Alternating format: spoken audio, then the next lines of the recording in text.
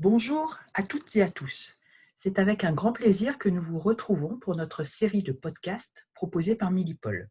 Ce rendez-vous régulier vous permet d'écouter des experts qui partagent avec vous leur point de vue, les initiatives prises pendant cette période de crise sanitaire, leurs questionnements, mais aussi leur vision du futur. Vous êtes nombreux à avoir répondu présent à ce projet de podcast et nous vous en remercions. Nous sommes ravis vraiment d'accueillir aujourd'hui Madame Catherine Piana, directrice générale de la COES. Bonjour et bienvenue Madame Piana. Vous êtes porte-parole des services européens de sécurité privée depuis 2014 et des services de sécurité aéroportuaire et aérienne au niveau international depuis 2016. Votre objectif est d'accroître la visibilité de ce secteur et de démontrer sa volonté et sa capacité de contribuer à l'offre globale de sécurité en partenariat avec les forces de l'ordre et les parties prenantes, de manière à constituer un continuum de sécurité. Pour commencer notre entretien, pouvez-vous nous rappeler la place et le rôle de la COES dans l'écosystème de la sécurité européenne? Tout d'abord, bonjour. La COES, tout d'abord, est le syndicat professionnel au niveau européen de la sécurité privée. Nos adhérents sont des associations nationales, ce que vous appelez vous des syndicats professionnels. Au niveau français, notre adhérent, c'est le GES, le Groupement européen de sécurité. En ce qui concerne notre rôle, je vois la COES comme un pont entre le secteur de la sécurité privée et l'Union européenne. Alors, vous l'avez indiqué, notre objectif est d'accroître la visibilité et la compréhension du secteur, promouvoir et protéger et tirer vers le haut le standard de qualité. Alors, il y a un certain nombre de compétences au niveau européen qui touchent le domaine de la sécurité privée. C'est le cas pour le maritime, l'aérien et aéroportuaire, les offres publiques d'achat, le dialogue social. Et dans ce cadre-là, nous représentons bien entendu au niveau européen les intérêts du secteur. Là où les compétences sont nationales, c'est-à-dire tout le reste finalement, notre rôle est de promouvoir l'échange d'informations et d'expériences au sein de groupes d'experts de la Commission européenne et entre les associations nationales. Alors, là où ni le niveau européen ni le national ne suffit, nous sommes aussi partie prenante pour créer des normes. En l'occurrence, je dirige le comité technique 439, qui en fait est le comité technique du CEN, c'est-à-dire le CEN, c'est l'organe de normes au niveau européen sur la sécurité privée. Et puis, nous sommes aussi un think tank sur l'évolution du secteur, les tendances à venir, l'anticipation de ces tendances. Très actif d'autant plus depuis le début de la crise. La COES a rassemblé des expériences positives et négatives dans les différents pays européens et a produit plusieurs documents que nous pouvons retrouver en accès libre sur votre site à différents stades du confinement, rapidement lors de sa mise en place, à un mois, et récemment pour préparer et accompagner la sortie de confinement. Pouvez-vous nous en parler? Alors, très brièvement, l'expérience négative dans cette expérience a été, et c'est le retour que nous avons eu de pas mal d'associations nationales, le manque de reconnaissance dans certains pays du travail effectué par la sécurité privée. Aussi, mais ça je pense que ce n'est pas nécessairement quelque chose qui soit spécifique au secteur de la sécurité privée, la suspension de contrats, la modification unilatérale des termes de contrat, l'allongement unilatéral des délais de paiement, et aussi certaines difficultés de liquidité dans les entreprises. Mais bon, là, ce sont deux points, en effet, qui ne sont pas vraiment spécifiques à notre secteur. En revanche, une absence de consultation du secteur de la part des autorités autant nationales qu'européennes. C'est-à-dire qu'on voit que le secteur est très actif, mais en revanche, on ne vient pas chercher d'informations sur les besoins, les problématiques, etc. Et donc, quelque part, on pourrait dire que la sécurité privée est traitée un peu comme n'importe quel sous-traitant, alors qu'en fait, il lui est demandé de mettre en œuvre toute une série de mesures pour accompagner le confinement, le déconfinement, dans des conditions de sécurité et de santé optimales. Pour ce qui est de l'expérience positive, eh bien, un certain nombre de pays a quand même reconnu le secteur de la sécurité privée comme un service essentiel. C'est le bienvenu, ce geste est le bienvenu. Et en fait, dans certains pays, c'était une grande première. Je me souviens de mes collègues belges quand ils ont entendu, et moi-même d'ailleurs en direct, la première ministre remercier la sécurité privée. Ça a été quelque part, ça fait chaud au cœur. Votre président aussi, j'écoutais son allocution et lui aussi a soulevé cela. Ça fait très plaisir. Nous espérons aussi que les citoyens reconnaissent et apprécient l'aide des agents de sécurité. Et puis aussi, un autre point positif, c'est l'attribution de nouvelles tâches pour aider à l'effort global d'assurer la sécurité sanitaire dans des lieux comme le commerce, mais aussi prochainement dans les transports. Très bien. Du coup, les impacts sont nombreux à différents niveaux, mais en matière de confinement et de déconfinement, que pouvez-vous nous dire?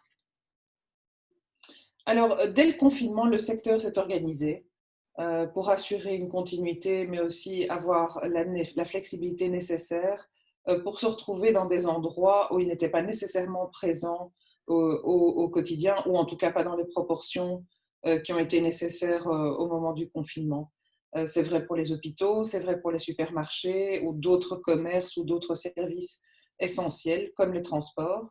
Et donc, la sécurité privée a été là pour aider à mettre en œuvre les consignes de sécurité sanitaire, mais aussi assurer la sécurité de lieux comme des entrepôts, que ceux-ci abritent des équipements de protection personnelle ou autres, et puis des lieux rendus déserts du coup par le confinement, comme les bureaux, des magasins qui ne pouvaient pas rouvrir. Ensuite, lors de la première phase du déconfinement, d'être présent dans les rues commerçantes, dans les supermarchés. C'est vrai pour les pays, bien entendu, où la sécurité privée peut être sur les lieux publics, ce qui n'est pas le cas dans tous les pays européens d'ailleurs. Ils peuvent aussi aider à la mise en œuvre des mesures, notamment de distance physique ou d'équipements comme les masques, etc. Et puis, pour les phases suivantes, certains pays sont déjà en train de réfléchir activement à la manière dont la sécurité privée peut accompagner la réouverture des lieux touristiques et aussi, bien sûr, de transport, et puis les lieux et événements culturels. Et puis, je voudrais faire une petite parenthèse à propos de ce concept de sécurité sanitaire que j'ai mentionné déjà auparavant. C'est un concept qui émerge parce qu'on se rend compte qu'il y a beaucoup de synergie entre sécurité, sûreté et santé. Et du coup, ça fait sens que les sociétés de sécurité privée soient en première ligne pour soutenir l'effort dans cette crise, comme elle l'a fait du reste pendant la période des attentats terroristes, mais, et c'est un grand mais, pas à n'importe quel prix. Et il est plus que jamais nécessaire de parler de qualité et non de s'orienter vers le moins-disant. Oui, la qualité en premier. Donc, pour la COES, d'une manière globale, quel rôle doivent tenir les syndicats professionnels, nationaux et européens dans la crise, et du coup, à long terme? Alors, oui, c'est une grande question. Oui, C'est une grande question parce que, comme je l'ai déjà dit, ça dépend un peu du domaine de compétence. C'est-à-dire qu'une grande partie de la sécurité est, relève de la compétence des États membres et non de l'UE. Donc, ça dépend un petit peu du domaine, mais nous voyons comme un interlocuteur principal, dont le rôle, comme je l'ai dit au départ aussi, est de promouvoir et de protéger. Donc, nous voulons faire en sorte que les directives et les règlements soient en phase avec les besoins du secteur et ceux de la société. Et donc, nous agissons comme un lieu d'échange et de production de bonnes pratiques ou de producteurs de normes européennes. Le défi, c'est que c'est un travail de longue haleine. Nous travaillons avec des délais longs et notre environnement, c'est une société qui, au contraire, travaille avec des temps courts et a aussi une attention limitée. Donc, ce n'est pas évident tous les jours quand on parle, par exemple, d'une directive qui, sans doute, rentrera en vigueur dans 3, 4, 5 ans. On a très rapidement perdu l'attention de nos interlocuteurs. Mais bon, l'équipe est super motivée et puis on commence à bien connaître le domaine. Donc voilà, on ne baisse pas les bras et on continue à travailler de façon, je dois dire depuis le début aussi de la crise, de façon assez acharnée. Je pense qu'il y a une opportunité qu'il ne faut pas négliger, qu'il faut vraiment saisir. C'est le rôle essentiel qui est de plus en plus reconnu.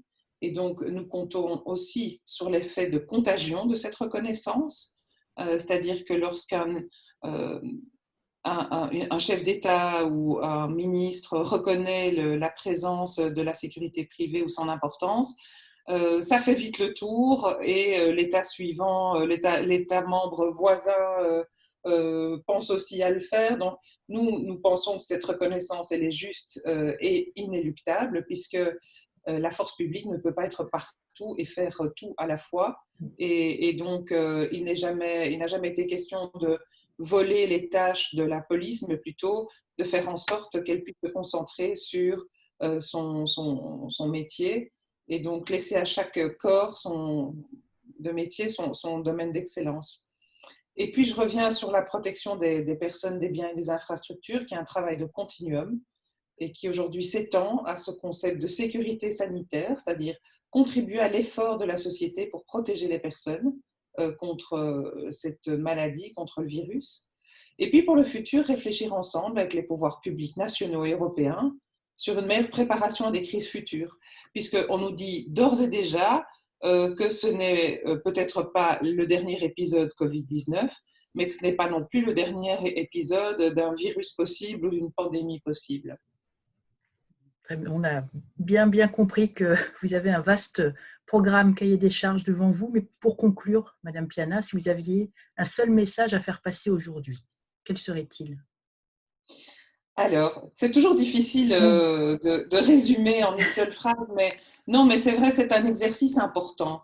Et un seul mot, qualité. Et il paraît invraisemblable que des donneurs d'ordre, et a fortiori des donneurs d'ordre publics, donc utilisant des deniers publics, puissent faire appel pour des mesures aussi importantes, sécurité, santé, à des sociétés sur la base unique du moins-disant.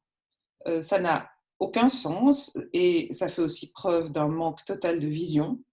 Donc toujours et encore, nous sommes porteurs du message de la qualité, qui est la seule garante de la sécurité, de la conformité, et qui aussi est garante et génératrice de confiance.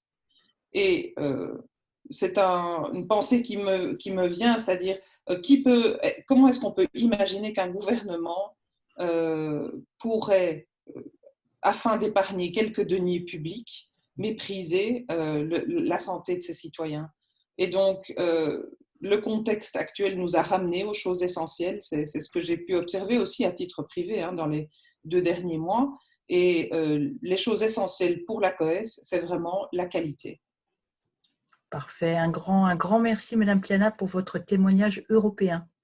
Vous pouvez retrouver l'ensemble de nos podcasts sur notre chaîne YouTube, ainsi que sur le site internet de Milipol Paris, www.milipol.com, dont la prochaine édition se tiendra du 19 au 22 octobre 2021. Nous vous donnons d'ores et déjà rendez-vous vendredi prochain pour un nouveau podcast. En attendant, portez-vous bien.